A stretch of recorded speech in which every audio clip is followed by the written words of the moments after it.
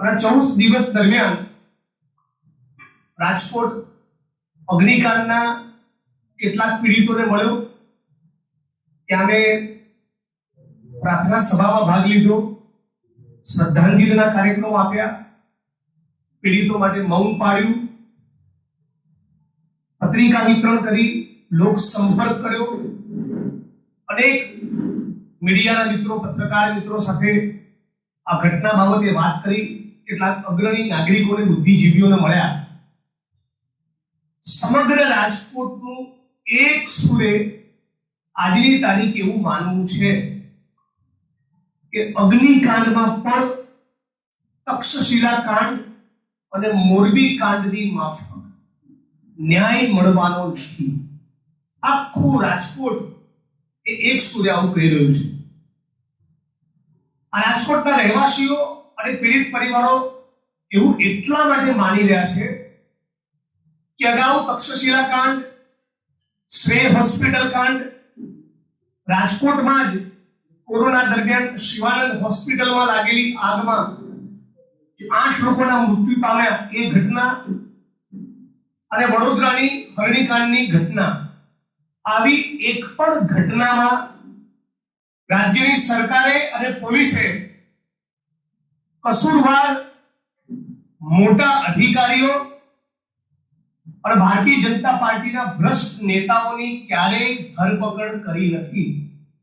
અને એના કારણે આજે રાજકોટ શહેરમાં અને પીડિત પરિવારોમાં એવી લાગણી પ્રવર્તે છે કે આ કિસ્સામાં પણ એમને કોઈ પણ સંજોગોમાં ન્યાય મળવાનો નથી.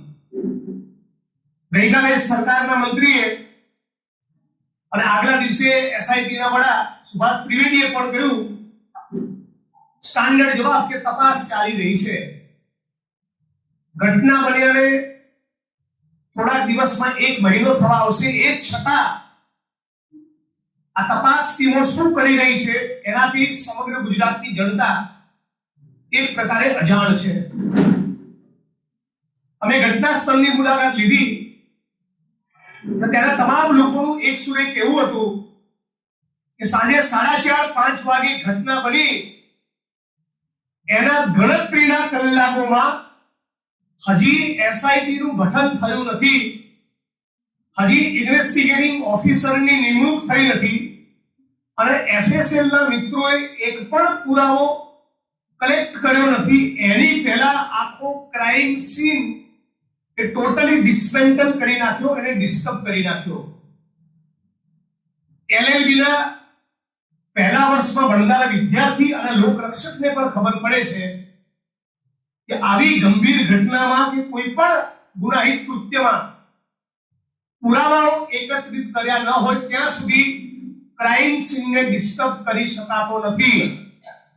તો પહેલો અને પાયાનો સવાલ, કોની સૂચનાથી અને કયા આશયથી રાજકોટ મ્યુનિસિપલ કમિશનર અને પોલીસ કમિશનર શ્રી દ્વારા આ ક્રાઇમ સીનને ડિસ્ટર્બ કરવામાં આવ્યો?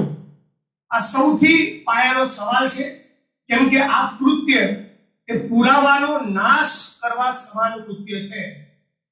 અને આપ સૌ જાણો છો એમ પુરાવાનો નાશ કરવો એ પોતે એક ગુનાહિત કૃત્ય છે.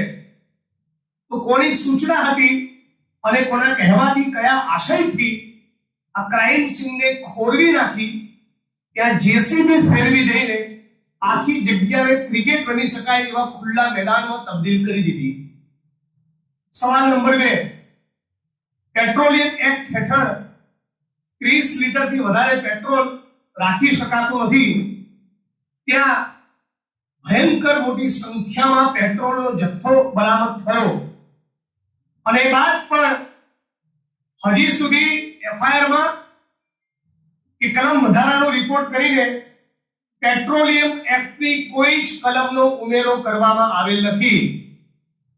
મુદ્દા નંબર 3, રાજકોટ વાસીઓના મુખે એવી ચર્ચા છે કે અત્યારે જે ઓફિસરો ઘટનાની તપાસ કરી રહેલા છે એ ઓફિસર પૈકીના 2 માણસો બરાબર ઘટનાના 24 કલાક પહેલા એક જુગારની મેટરમાં તોડ કરી રહ્યા હતા.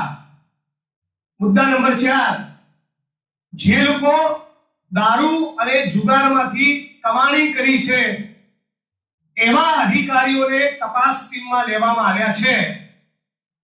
મુદ્દા નંબર 5, એસઆઈટી એ મોરબી કાંડમાં પણ બની હતી અને મોરબી કાંડની મેટર લડી રહેલા એક એડવોકેટ મિત્ર સાથે વાત થઈ. એમણે કહ્યું કે મોરબી કાંડમાં દાખલ થયેલી ચાર્જશીટમાં એસઆઈટી ના રિપોર્ટને મૂકવામાં આવેલ નથી.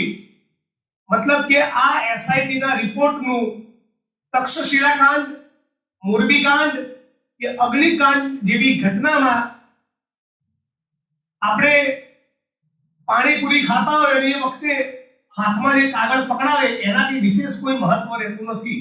અને છેલ્લે આ સુભાષ ત્રિવેદી અને એમની એસઆઈટી નો એવો કોઈ જ ટ્રેક રેકોર્ડ નથી કે એમણે ક્યારેય ગુજરાતની કોઈ પણ તપાસની મેટરમાં મોટા મગરમચ્છોને પકડ્યા હોય. એટલે મોરબીની ઘટનામાં, તક્ષશિલાની ઘટનામાં, હરણીકાંડની ઘટનામાં એ જ પ્રમાણે અગ્નિકાંડના પીડિતોને પણ ન્યાય મળશે કે કેમ એવો ગંભીર સવાલ એ વિપક્ષ તરીકે અમે ઉપસ્થિત કરીએ છીએ. અને 14 દિવસ સળંગ એક ધારા રાજકોટમાં સેંકડો હજારો લોકોને મળ્યા બાદ હું કરી રહ્યો છું. અને એટલા માટે કોંગ્રેસ પક્ષ તરીકે અમે બધા જ ડિટરમાઇન્ડ છીએ કે જ્યાં સુધી પીડિત પરિવારોને લડવું હશે સુપ્રીમ કોર્ટ ઓફ ઇન્ડિયા સુધી અમે એમની મદદ કરવાના છીએ. અને આ 15 તારીખે રાજકોટ શહેરના પોલીસ કમિશનરની કચેરીની બહાર અમે ઉગ્ર દેખાવનો કાર્યક્રમ હાથ ધર્યો છે. અને 25 તારીખે રાજકોટ બંધનું પણ અમે એલાન કર્યું છે.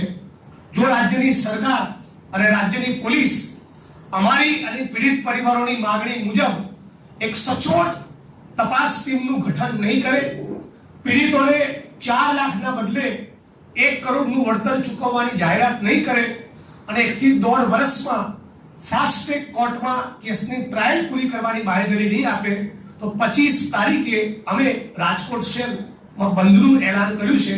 એ બંધના એલાનમાં આગળ વધીશું.